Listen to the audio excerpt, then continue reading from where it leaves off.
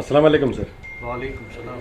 Sir कल जो हुआ है तारीख में एक सियाह दिन के तौर पर तमाम जो फ़िरक़ा परस्त माना करते हैं बीजेपी को, वो तमाम लोग यही मान रहे हैं कि कल का दिन मैसूर के लिए तारीख में मैसूर सिटी कॉरपोरेशन की एक सियाह दिन करार दिया जा रहा है। हालांकि आप वहाँ मौजूद थे सर, वो क्या कमी रह गई?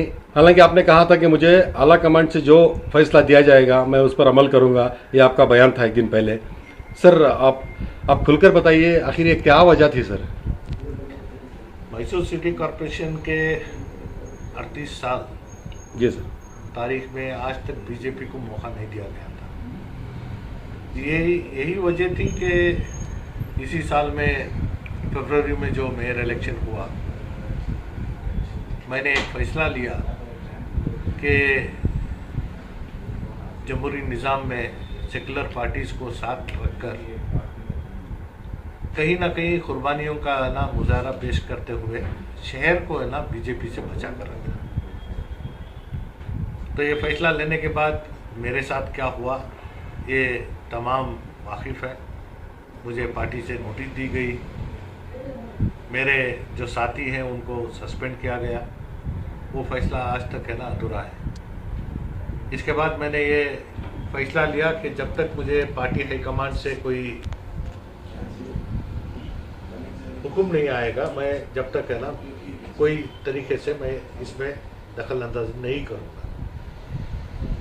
एक दिन अव्वल लगभग 36 घंटे पहले सीएलपी लीडर सिद्धरामैया और पार्टी के प्रेसिडेंट डीके शिव कुमार मेरे से मोबाइल के ज़रिए राबिता किए और मुझे है ना हिदायत दी कि है ना इसमें कोशिश करें। अच्छा। मेयर बनाने के लिए तादाद हमारे सामने है ना बहुत ही मायने रखती है। कॉरपोरेशन के जो 65 मेंबर कॉरपोरेशन जी और साथ में जो एमपी एमएलएज हैं जी इनका अगर हम जायजा लें जी सर, तो कांग्रेस सबसे कम नंबर के साथ तादाद कम है जी। तो हमें सेकुलर पार्टीज को साथ रखकर शहर के तरक्की और शहर के अमन को कायम रखने का काम करना था जी। मैं इस लिहाज से मैं इससे पहले भी कहा हूँ और आज भी यही बात को मैं दोहराता हूँ कि मेरे सामने जो नज़रिया था मैसूर शहर का और मेरे हल्के के मद्देनज़र बीजेपी को इख्तिदार से दूर रखने के लिए मैं जो फैसला लिया था, ये फैसला आज मुझे लेने में मेरे ऊपर जो जिम्मेदारियां थे और जिस तरीके से मुझे दबाव में डालकर काम करवाया गया, मैं सिर्फ इतना कहूँगा जी कि दो सियासी पार्टियां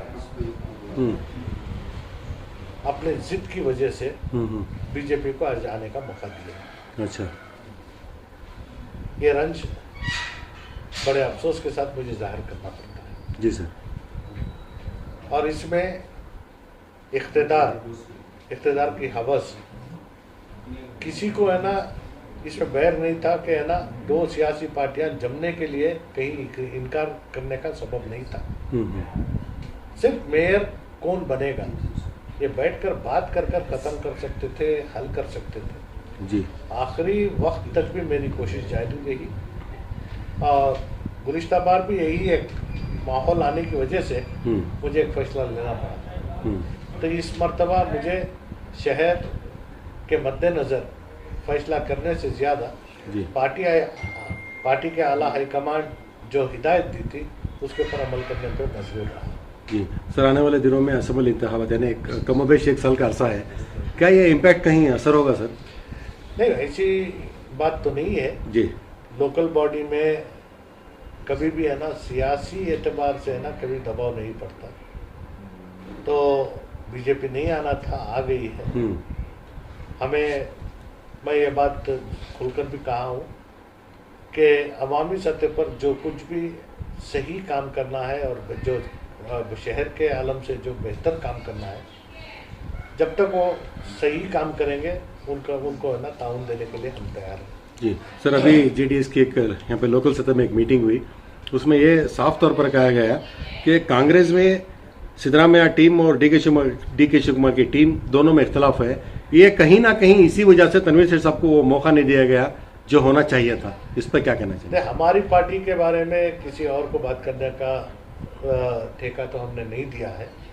हमारी पार्टी में जो कुछ भी चल रहा है ये दस्तूर आइन और है ना जमहूरी निज़ाम के तहत चल रहा है। इसमें कौन आला है कौन नीचे है इसका है ना फैसला कोई दूसरा करने की ज़रूरत नहीं है। मुझे है ना कहीं भी किसी के दबाव में आकर काम करने का मौका नहीं हुआ है। मैं पार्टी के दस्तूर के बिना पर और शहर के फिज़ा के बिना पर है ना जो कुछ भी कहना था मैं पार्टी आला हाई कमान को है ना हर चीज़ बावक्त बताया हूँ।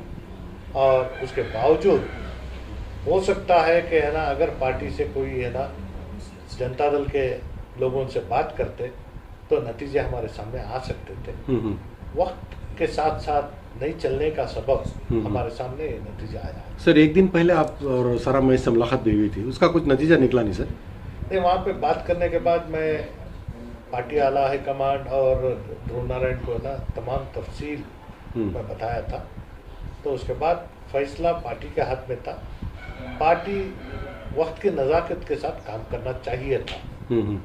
मुझे यहाँ तक मैं दिल्ली को भी बात कर है ना यहाँ के हालात के ऊपर है ना उनको जायज़ा दिया हूँ। फैसला बावक्त ना होने की वजह से है ना ये नतीजे हमारे सामने आए। अच्छा सर, अभी ये 4.5 महीने की मियाद है, उसके बाद तो फरवरी में और इलेक्शन होंगे। सर ये सिलसिला क्या जारी रहेगा या आपकी कोशिश बरोकार लाते हुए दोबारा बहाल किया जाएगा? ये एक सवाल है सर। नहीं, एक सियासी पार्टी के एतबार से पार्टी फैसला लेना चाहिए। पार्टी आगे के आने वाले दिनों में क्या फैसला लेगी उसके ऊपर ये मामला है ना तय होगा। मगर मेरे सामने जमहूरी निज़ाम की है ना मैं कदर करता हूँ और साथ ही साथ आवाम की जो उनके जो ख्यालात हैं उसकी भी कदर करता हूँ। अच्छा सर, एक आखिरी सवाल, ये वोटर्स जो हैं आपके हल्के हों या रियासत भर के हों, खुसूसन मैसूर के वोटरान का ये फिक्र है आज के हमने जिस फिरका परस्त पार्टी को दूर रखने के लिए, चाहे वो कांग्रेस हो या जेडीएस हो, हमने उनको वोट दिया था इस उम्मीद से कि फिरका परस्त पार्टी को हमेशा हर हाल में इख्तिदार से दूर रखा जाएगा। लेकिन ये जो हुआ है, आपने जैसा कहा कि जो मामला आपने बयान किया, वोटर्स से क्या कहना चाहेंगे कि आने वाले दिनों में उनको एक मैसेज दें कि सेक्युलरिज्म बाकी रहेगा या नहीं? नहीं, जमहूरी निज़ाम में ना चाहे जो कोई भी इख्तिदार में आए, दस्तूर आइन इस मुल्क का जो दस्तूर आइन है जी उसकी महफूजी और उसकी तहफ़्फ़ुज़ के साथ है ना उसको अमल में लाना यह हमारा फ़र्ज़ है। और ये यकीन दिलाता हूँ कि ना इसके खिलाफ कोई चीज़ चलने हम नहीं देंगे। शुक्रिया सर, जज़ाकल्लाह।